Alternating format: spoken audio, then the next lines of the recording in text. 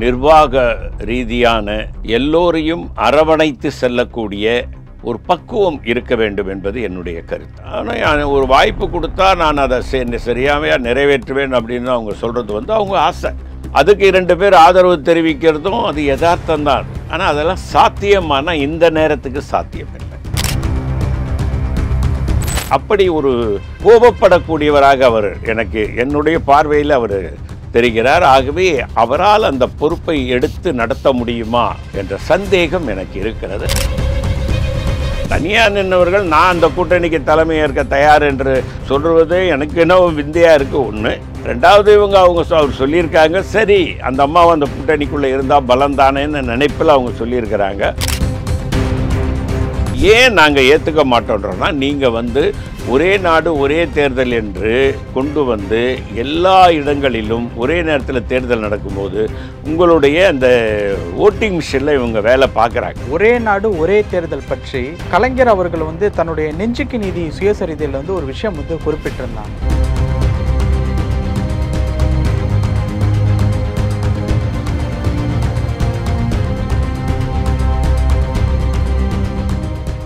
ரியலோ நேயர்களுக்கு வணக்கம். இன்று நம்மளுடைய நேர்காணலுக்கு தமிழ்நாடு காங்கிரஸ் கமிட்டி துணைத் தலைவரான திரு பொன் கிருஷ்ணமூர்த்தி அவர்கள் இணைஞ்சிருக்காங்க. சார் வணக்கம். சார் வணக்கம். எப்படி இருக்கீங்க? நல்லா இருக்கு சார்.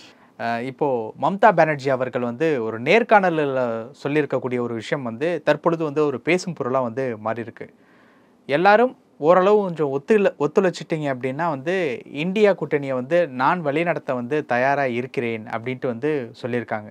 இதற்கு அகிலேஷ் யாதவ், சரத்பவார் இவங்க எல்லாருமே ஓகே அப்படின்ட்டு ஒத்துழைப்பும் கொடுத்துருக்காங்க. ஃபஸ்ட்டு இந்த ஒரு ஒத்துழைப்பு அவங்க சொன்ன விஷயத்தை எப்படி பார்க்குறது? அதாவதுங்க, எல்லாருக்குமே ஆசை இருக்குது. ஆசை இல்லாத மனிதனே கிடையாது. உலகத்தில் எல்லா மனிதர்களுக்கும் ஆசை இருக்குது. அது போன்ற இந்த ஆசையை மம்தாவுக்கு இருக்கிறதுல நான் தவறுன்னு சொல்ல மாட்டேன். ஆனாலும் அதற்குண்டான முழுமையான ஒரு நிர்வாக ரீதியான எல்லோரையும் அரவணைத்து செல்லக்கூடிய ஒரு பக்குவம் இருக்க வேண்டும் என்பது என்னுடைய கருத்து. பக்குவம் இல்லை மம்தாவுக்கு? பக்குவம் இல்லைன்னு நான் சொல்லவே இல்லை. பக்குவம் இருக்க வேண்டும் அப்படின்றது என்னுடைய கருத்து. அதே நேரத்தில் பார்த்திங்கன்னா, அவர்கள் காங்கிரஸை விட்டு வெளியேறி முதல் மந்திரியாக இருக்கலாம். அதில் நான் அவங்க முதல் மந்திரியாக தனியாக வெளியே போனதுனால தான் முதல் மந்திரியாக, நாங்கள் காங்கிரஸ்லேருந்தால் முதல் மந்திரியாக இருக்க முடியாது அப்படின்ற கருத்தெல்லாம் அதையெல்லாம் நான் ஓரமாக வச்சுட்டு, அவங்க கோபித்து கொண்டு போன விதம் அவங்களுக்கு பிரணாப் குமார் முகர்ஜிக்கு தான் பிரச்சனையே. அவங்க கம்யூனிஸ்ட் ஆட்சி இருந்தது, ஜோதி பாஸ் எதிர்த்தாங்க, புட்டாதேவ் பச்சாரியா அவரை எதிர்த்தாங்க. கம்யூனிஸ்ட் மேலே ரொம்ப ஆக்ரோஷமான ஒரு கோபத்தை வெளிப்படுத்தினார்கள். அதெல்லாம் கரெக்ட். ஆனால் காங்கிரஸ் கட்சி விட்டு வெளியே போன விதமும், மற்றபடி அவர்களுக்கு காங்கிரஸ் தான் முகவரி கொடுத்தது, அதை மறுக்க முடியாது. காரணம், அகில இந்திய காங்கிரஸ் கட்சியினுடைய இளைஞர் காங்கிரஸினுடைய பொதுச் செயலாளர் பதவி, எம்பி பதவி முதல்ல காங்கிரஸ் தான் கொடுத்தது. அதனால் அவர்கள் அதெல்லாம் மறக்க முடியாது. ஆனால் ஒரு வாய்ப்பு கொடுத்தா நான் அதை சரியாமையாக நிறைவேற்றுவேன் அப்படின்னு அவங்க சொல்கிறது அவங்க ஆசை. அதுக்கு 2 பேர் ஆதரவு தெரிவிக்கிறதும் அது யதார்த்தம் தான். அது ஆனால் அதெல்லாம் சாத்தியமான இந்த நேரத்துக்கு சாத்தியம் இல்லை. ஏன்னா எல்லா இயக்கங்களும் கிட்டத்தட்ட அதில் நீங்கள் பார்த்தீங்கன்னா 27 இயக்கங்கள் நம்முடைய இந்தியா கூட்டணியில் இருக்குது. அதில் நீங்கள் சொன்ன மாதிரி 2 கட்சி அதில் ஆதரவு கொடுத்துருக்கு. மீதி 25 கட்சி ஆதரவு கொடுக்கணும். கொடுத்தா தான் அதை செயல்படுத்த முடியும். அப்போது அவங்க அந்த 25 இயக்கங்களும் அவர்களை ஏற்றுக்கொள்ள வேண்டும், ஒருமித்த கருத்து வேண்டும். அதே நேரத்தில் அரசியல் ரீதியாக இன்றைக்கி பார்த்திங்கன்னா, இன்றைக்கி காந்தி கண்ட இந்தியாவாக இது இல்லை. இந்த இந்தியா வேறு இந்தியாவாக இருக்குது, டிஜிட்டல் இந்தியா. அதெல்லாம் விட மக்களையே கரப்ஷன் ஆக்கின இந்தியாவாக இருக்குது. பொருள் வேணும், அதை ஈட்டக்கூடிய திறமை வேணும். இதெல்லாம் நீங்கள் காங்கிரஸ் இயக்கம் என்பது, நீங்கள் காஷ்மீரில் ஒரு குக்கிராமத்துக்கு போனாலும் காங்கிரஸ் இருக்குது. கன்னியாகுமரியில் ஒரு கடைகோடி கிராமத்தில் போய் பார்த்தீங்கன்னா கூட அங்கே ஒரு காங்கிரஸ் இருக்கும். ஆனால் திரிணாமுல் காங்கிரஸ் அப்படி இருக்குதான்னா கல்கட்டாவை தவிர வேறு எங்கேயும் கிடையாது. வெஸ்ட் பெங்காலை தவிர வேறு எங்கேயுமே அந்த இயக்கம் இல்லை. அப்படி இல்லாத ஒரு இயக்கம் என்பது, நான் அந்த இயக்கத்தை குறைத்து மதிப்பிடவில்லை, அந்த இயக்கத்தை நான் குறைத்து சொல்லவில்லை. மம்தாவை நான் நன்றாக அறிவேன். அவர் பலமில்லாதவர் என்று நான் சொல்ல மாட்டேன். மிகுந்த ஃபோர்ஸாக ஒரு அரசியல் செய்யக்கூடிய ஒரு அரசியல்வாதி தான், அதிலும் எனக்கு மாற்றுக்கிறது. ஆனால் காங்கிரஸ் இயக்கம் என்பது தான் இந்தியா முழுக்க ஊடுருவி இருக்கக்கூடிய இயக்கம். அதனுடைய தலைமையிலே யார் இருக்கிறார்களோ அவர்கள்தான் இந்த கூட்டணிக்கு தலைமை தாங்க முடியும் என்பது என்னுடைய, நான் தாழ்மையான கருத்துன்னு கூட சொல்லிப்பாங்க. அதில் ஒன்றும் எனக்கு ஒன்றும் வருத்தம் இல்லை. அப்படி தான் முடியும். ஏன்னா இந்த கூட்டணி தொடரணும், மம்தாவும் இருக்கணும். ஆனால் இடையில் பார்த்தீங்கன்னா சில நேரங்களில் மம்தாவினுடைய கோபங்கள் எப்படி வெளிப்படும்னு நமக்கு தெரியாது. இந்த கூட்டணியில் பாருங்கள், இப்போ பாராளுமன்ற கூட்டணியில் அவங்க தனித்து போட்டிட்டாங்க.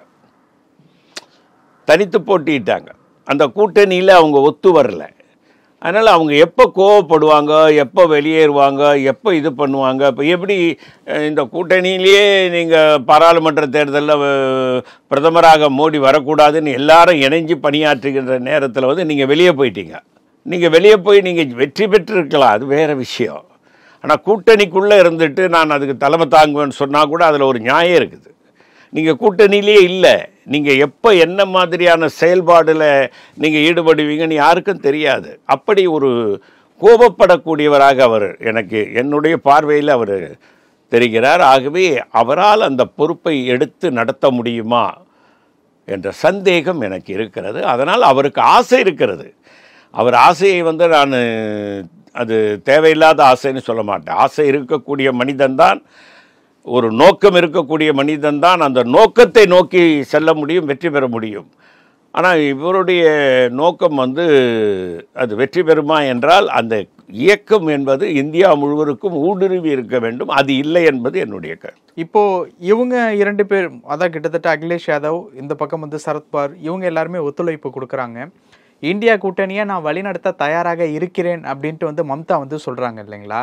இப்போது நான் இந்தியா கூட்டணியை வழிநடத்த போகிறேன் அப்படின்னு சொல்லும்போது அடுத்து நான் பிஎம் அப்படிங்கிற ஒரு இடத்திற்கும் நகர்றேன் அப்படிங்கிறது தானே அவங்களுடைய நோக்கம் அப்படிங்கிறத காட்டுது.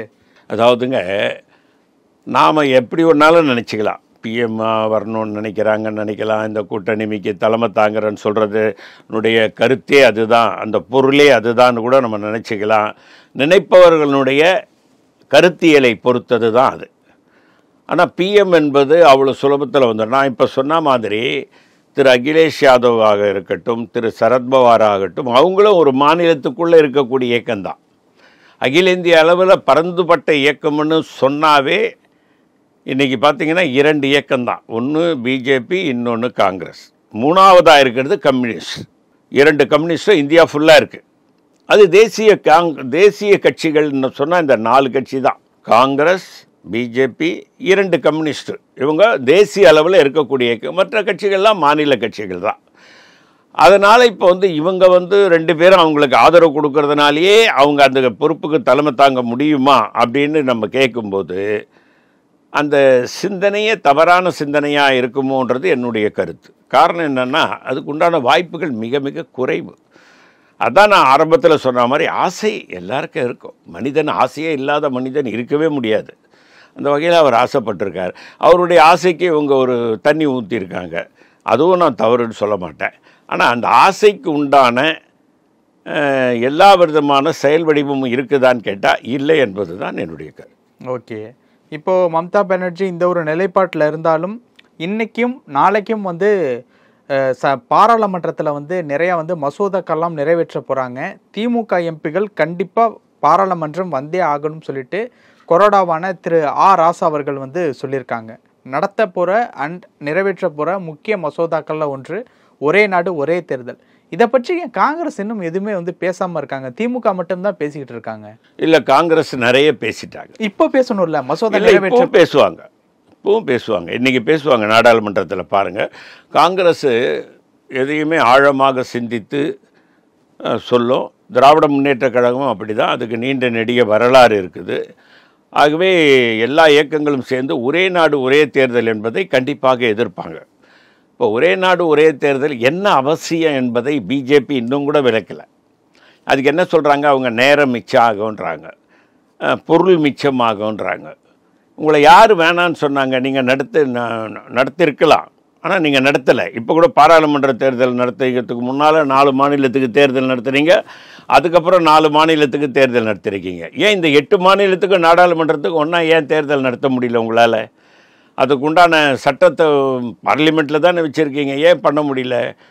எதிர்கட்சிகள் ஏற்றுக்க மாட்டாங்கன்னு சொல்கிறேன். ஏன் நாங்கள் ஏற்றுக்க மாட்டோன்றோன்னா, நீங்கள் ஒரே நாடு ஒரே தேர்தல் என்று கொண்டு எல்லா இடங்களிலும் ஒரே நேரத்தில் தேர்தல் நடக்கும்போது உங்களுடைய அந்த ஓட்டிங் மிஷினில் இவங்க வேலை பார்க்குறாங்க.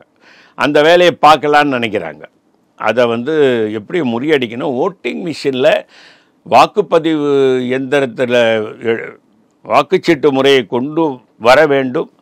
வராத வரையில் இவங்க ஒரே நாடு ஒரே தேர்தல்னு சொல்லுவாங்க. அந்த வாக்குச்சீட்டு முறை நாளைக்கே கோர்ட் ஆர்டர் போட்டோங்க, ஒரே நாடு ஒரே தேர்தல்ன்ற கோஷமே இருக்காது. நீங்கள் வேணா பாருங்கள். ஓகே, அப்போ இந்த ஒரு விஷயம், அதாவது ஒரே நாடு ஒரே தேர்தல் அப்படிங்கிற ஒரு விஷயம் மசோதா வரைக்கும் நீடிச்சாலும் அது அமெண்ட்மெண்ட்டுக்கு வராது அப்படிங்கிறது தான் நீங்கள் சொல்ல வர்றீங்களா? ஆமாங்க, அமெண்ட்மெண்ட்டுக்கு வர முடியாது. எந்த எதிர்கட்சியும் அதை ஏற்றுக்காது. காரணம் என்னென்னா, ஓட்டிங் மிஷினை எடுத்துட்டாக்கா ஒரே நாடு ஒரே தேர்தல் நாங்கள் கூட ஒத்துக்குவோம், ஆனால் பிஜேபி ஒத்துக்காது. அப்போ காரணம், அவங்க ஓட்டிங் மிஷினை நம்பி ஒரே நாடு ஒரே தேர்தல்னு கொண்டு வந்துட்டோம்னா எல்லா மாநிலங்களிலும் நாமளே தேர்தலில் ஜெயிச்சிடலாம், மத்தியிலும் ஜெயிச்சிடலாம், இந்தியா முழுக்க நம்ம ஆளலாம் அப்படின்ற ஒரு சர்வாதிகார மனப்போக்கு அவங்கக்கிட்ட இருக்குது.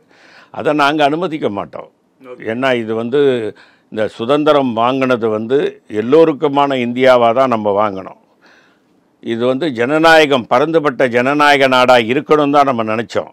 ஆனால் ஒரே நாடு ஒரே தேர்தலை நடத்தி இவங்க சர்வாதிகாரத்தை கொண்டாடணும்னு பார்க்குறாங்க. அதை நாங்கள் கண்டிப்பாக எதிர்ப்போம். Okay sir. சார், இப்போது திமுகவினுடைய அதுக்கு இந்தியா கூட்டணியில் மம்தா பானர்ஜி வழி நடத்துகிறான் அப்படிங்கிற அளவுக்கு வந்திருக்காங்க. இது கூட்டணிக்குள்ளே ஏதாவது விரிசலை ஏற்படுத்துமா சார்? ஏன்னா டிஎம்கே மெஜாரிட்டியாக இருக்காங்க இந்தியா கூட்டணியில், 40 out of 40 அப்படிங்கிற ஒரு இடத்துல இருக்காங்க. இது விரிசல் அந்த மாதிரியான இடத்துக்கு போனால் கூட்டணியை உடைவதற்குண்டான வாய்ப்புகள் இருக்குல்ல? இல்லைங்க, அது விரிசல் வரவே வராது. காரணம், மரியாதைக்குரிய திரு சரத்பவார், உத்தரப்பிரதேச அகிலேஷ் யாதவ் போன்றவர்களெல்லாம் அந்த அம்மா சொல்லியிருக்காங்க. அவங்க சொன்னதை ஏற்றுக்கலான்ற மாதிரி ஒரு மேம்போக்காக தான் அது இருக்குதே தவிர ஆழமான கருத்தாக நான் அதை பார்க்கலை. ஒன்று, தேர்தல் நேரத்தில் அவங்க தனியாக போனதை அவங்கள ரசிக்கலை. அதை அதனால் அதுக்கு உண்டான வாய்ப்பே இருக்காது என்பது என்னுடைய திடமான கருத்து. அவருடைய தலைமையில் போக முடியாது. காரணம் என்னென்னா, அவங்க திடீர்னு ஏதாவது ஒரு எண்ணங்களை மாற்றிக்கொண்டே இருப்பவராக இருக்குங்கிற காரணத்தினால் அவரை நான் குறை சொல்லலை. அவங்க இந்தியா கூட்டணியில் இன்றைக்கி இருக்கிறாங்கன்னா இன்றைக்கி டேட்டுக்கு அவங்க இல்லை. அதானே யதார்த்தம். அவங்க இந்த எலெக்ஷனில், லோக்சபா எலெக்ஷன் 4 மாதம் ஆகுது நடந்து, அந்த கூட்டணியில் அவங்க இல்லையே, தனித்து தானே நின்னாங்க. இந்தியா கூட்டணியில் அவங்க நிற்கலையே, காங்கிரஸ்லாம் அங்கே சேர்க்கலையே. அவங்க காங்கிரஸையும் எதிர்த்து கேண்டிடேட் போட்டாங்க, கம்யூனிஸ்டையும் எதிர்த்து கேண்டிடேட் போட்டாங்க. அவங்க தனியாக தான் நின்னாங்க. அதனால் தனியாக நின்றவர்கள் நான் அந்த கூட்டணிக்கு தலைமை ஏற்க தயார் என்று சொல்வது எனக்கு என்ன விந்தையாக இருக்குது. ஒன்று. ரெண்டாவது, அவர் சொல்லியிருக்காங்க, சரி அந்த அம்மாவை அந்த கூட்டணிக்குள்ளே இருந்தால் பலந்தானேன்னு நினைப்பில் அவங்க சொல்லியிருக்கிறாங்க. அதனால் இங்கே இருக்கக்கூடிய திராவிட முன்னேற்ற கழகம் அதை எப்படி பார்க்கணும்னா, அவங்க ஒரு மாநில கட்சியாக இருக்கக்கூடியவர்கள். கலைஞர் ஒரு முறை சொன்னார், ஒரு திட்டத்தை நிறைவேற்றினாங்க. முதல் மந்திரியாக இருக்கிறவங்களில் யாராவது ஒருத்தரை பிரதமராக தேர்ந்தெடுக்கலான்னு ஒரு முடிவு பண்ணாங்க. அப்போ அந்த நேரத்தில் தான் தேவகவுடா அன்னைக்கு பிரதமர் ஆனார். அப்போ முதல்ல வச்ச பேர் ஜோதி பாசு. அவங்க கட்சியை ஏற்றுக்கல. அதை ரெண்டாவது வச்ச பேர் கலைஞர். என் உயரம் எனக்கு தெரியும், எனக்கு வேணான்ட்டார். அப்போன்னா கலைஞர் என் உயரம் எனக்கு தெரியும்னு சொன்னால் என்ன காரணம் தெரியுங்களா? அதுக்கு காரணமே அகில இந்திய அளவில் நம்முடைய இயக்கத்திற்கு கால் ஊன்றக்கூடிய அளவில் வலு இருக்கணும். அப்போ தான் நம்ம அந்த பதவியில் உட்கார முடியுன்ற ஒரு எண்ணம் இருந்தது. அதனால் திமுக எப்போவுமே பிற்காலத்தில் என்ன நடக்க போகுதுன்றதை சிந்திக்குமே தவிர இன்னைக்கு கிடைக்கக்கூடிய பலாப்பழத்தை விட நாளைக்கு கிடைக்கக்கூடிய கலாக்காவே மேலுன்னு நினைக்கக்கூடிய பார்ட்டி தான் டிஎம்கே. அதனால் இந்த மாதிரியான எண்ணங்களுக்கெல்லாம் அவங்க கருத்து கூட சொல்ல மாட்டாங்க. கருத்து கேட்டால் அவங்க ஆசையே சொல்லியிருக்காங்க, அதுக்கு மேலே கருத்து இல்லைன்னு கூட சொல்லிவிடுவாங்க. ஒரே நாடு ஒரே தேர்தல் நடக்கிறதுக்கு பாசிபிள் இல்லை அப்படிங்கிறதுனாலும் தொடர்ச்சியாக வந்து மசோதாக்கள் நிறைவேற்றி ஒப்புதல் வாங்கக்கூடிய ஒரு இடத்துல இருக்கக்கூடிய ஒரு சுச்சுவேஷன் எப்படி பார்க்கறது? அதாவதுங்க, பிஜேபி நாம் முதல்ல சொன்ன மாதிரி அவங்க சர்வாதிகார பாதையை நோக்கி பயணிக்கிறாங்கன்றதுக்கு ஒரே உதாரணம், இந்திய அரசியல் வரலாற்றில், அதுவும் நாடாளுமன்ற வரலாற்றில் 144 உறுப்பினர்களை அவையிலிருந்து வெளியேற்றிவிட்டு, அதாவது நீக்கிட்டாங்க. இது இந்திய வரலாற்றில் 1947 சுதந்திரத்துக்கு பின்னால் 144 பேரை நீக்கிய வரலாறு முதல் வரலாறு. நீக்கிட்டு 45 லட்சம் கோடி ரூபாய் மதிப்புள்ள பட்ஜெட்டை நிறைவேற்றிய அரசாங்கம் இது. எதையும் செய்ய துணிந்த அரசாங்கம். 45 லட்சம் கோடி பட்ஜெட்டை நிறைவேற்றுவதற்கு நாடாளுமன்றத்தில் உறுப்பினர்களை வைத்து அதை நிறைவேற்றி அதன் மீது விவாதம் நடத்த வேண்டிய ஒரு மக்கள் சபை. அதுக்கு பேர் என்ன தெரியுங்களா? மக்கள் சபை. இப்போ சட்டமன்றம் இருக்குங்க, அதுக்கு சட்டமன்றம் தான் பேர். ஆனால் பாராளுமன்றத்துக்கு மட்டும்தான் மக்கள் சபைன்னு பேர். காரணம், அதுதான் மக்களுடைய எண்ணங்களை நிறைவேற்றக்கூடிய இடம் என்றதுனால அதுக்கு பேர் மக்கள் சபைன்னு வச்சுருக்காங்க. அந்த மக்கள் சபையில் மக்கள் பிரதிநிதி 144 பேரை நீக்கிவிட்டு நீங்கள் ஒரு 45 லட்சம் கோடி உள்ள மதிப்புள்ள பட்ஜெட்டை நீங்கள் நிறைவேற்றுறீங்கன்னா நீங்கள் ஜனநாயகமாக நடத்துகிறீங்க? நீங்கள் இல்லையே. அப்போ நீங்கள் என்னென்னா, ஒரே நாடு ஒரே தேர்தல்ன்றது சர்வாதிகார பாதைக்கு இந்தியாவை அழைத்து செல்லணும்னு நினைக்கிறீங்க. அதனால் இதை நாங்கள் கடுமையாக எதிர்ப்போம். உங்ககிட்ட ஜனநாயகம் கிடையாது. ஓகே சார், இந்த ஒரு இடத்துல ஒரே நாடு ஒரே தேர்தல் பற்றி கலைஞர் அவர்கள் வந்து தன்னுடைய நெஞ்சுக்கு நீதி சுயசரிதையில் வந்து ஒரு விஷயம் வந்து குறிப்பிட்டிருந்தாங்க. அதை நான் உங்களுக்கு வந்து இப்போ படித்து காட்டுறேன். ஆண்டுதோறும் மக்கள் மாறி மாறி தேர்தல்களை சந்திக்கும் நிலையால் ஆட்சி இயந்திரம் சரிவர செயல்படாது இருக்கலாம். எடுத்த கொள்கைகளை முடிவுகளை ஆட்சி இயந்திரத்தின் வாயிலாக நிறைவேற்ற முடியாத தேக்க நிலை ஏற்படவும் பொதுமக்களுக்கு சங்கடங்களை உருவாக்கவும் வழிவகுக்கும் என்று கருதுகிறேன். இன்னும் ஓராண்டு காலம் கழக அமைச்சரவை அதிகாரத்தில் இருக்கும் என்றால் பொதுமக்களது நன்மையை கருதியும் பாராளுமன்ற தேர்தலுடன் ஒருங்கிணைந்த தேர்தலை நடத்துவதே பொருத்தமாக இருக்கும். பாராளுமன்ற தேர்தலுடன் ஒருங்கிணைந்த தேர்தலை நடத்துவதே பொருத்தமாக இருக்கும் என்று திமுக கழக செயற்குழு பொதுக்குழு உறுப்பினர்களை அளித்த கருத்துக்களை அறிந்தேன் அப்படின்ட்டு வந்து குறிப்பிட்டிருக்காங்க. இது வந்து நெஞ்சுக்கு நீதி புக்கில் வந்து குறிப்பிட்டிருக்கக்கூடிய ஒரு விஷயம். இதை எப்படி பார்க்கறது? அதாவதுங்க, கலைஞர் எழுதின காலத்தில் வந்து இன்றைக்கு இருந்த பிரதமர் வந்து பிரதமராக இல்லை. ஆனால் இன்றைக்கு இருக்கக்கூடிய பிரதமர் வந்து 145 பேரை நீக்கிவிட்டு இப்போ மசோதாவை நிறைவேற்றினார்னு நான் சொன்னேன். இதை வாஜ்பாய் காலத்தில் யாரும் நடத்தலை. ஏன் அத்வானியே பிரதமராக இருந்தாலும் பண்ணியிருக்க மாட்டார். ஏன்னா பிஜேபிக்கும் ஜனநாயகத்தின் மீது நம்பிக்கை உண்டு. ஆனால் இன்றைய பிரதமருக்கு ஜனநாயகத்தின் மீது நம்பிக்கை இல்லை என்பது என்னுடைய ஆணித்தரமான கருத்து. ஆகவே ஜனநாயகத்தின் மீது நம்பிக்கை இல்லாத இப்படிப்பட்ட ஒருத்தர் இருந்தால் கலைஞர் அந்த கருத்தை சொல்லியிருக்க மாட்டார். அதே நேரத்தில் அவர் என்ன நினச்சிருப்பார்னா, வாக்கு சீட்டு மேலே இவ்வளோ பெரிய குற்றம் சுமத்தக்கூடிய அளவில் அதனுடைய செயல்பாடுகள் இருக்கும் என்று அவர் நினைத்திருக்க மாட்டார். ஏன்னா அந்த அதை தயாரித்த நிறுவனமான ஜப்பானே என்ன சொல்லுதுன்னா, அதில் தவறுகள் செய்வதற்குண்டான வாய்ப்புகள் இருக்குன்னு சொல்லுது.